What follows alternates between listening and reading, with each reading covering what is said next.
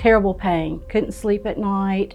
If I moved a certain way, I would wake up like a hammer beating a nail into my joint. If you look at her x-rays, her radiographs, it demonstrated end-stage glenohumeral arthritis, so that's arthritis of the ball and socket joint. For Janie Hopkins, surgery ended up being the only option to alleviate her shoulder pain.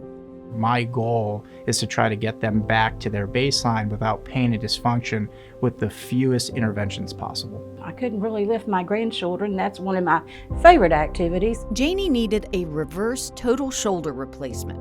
Before surgery, Dr. Dempsey uses technology to customize his approach for each patient. We are in an era of three-dimensional planning, and that allows me to get the implants in perfect position. He sat me down in his office and showed me everything and told me how the incision would be done.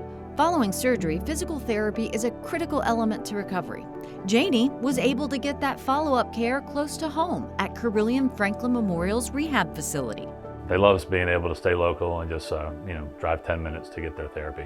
Physical therapists make me look good. Appropriate physical therapy really helps people recover. Good surgeons make us look good. We have a team approach here. We like seeing that progression, seeing someone get better, helping them in their healing process. So to be able to do the shoulder in Rocky Mount was just super good. One of the most gratifying things is giving people the ability to get their arm back up in space. He's one of the kindest gentlemen I've ever met.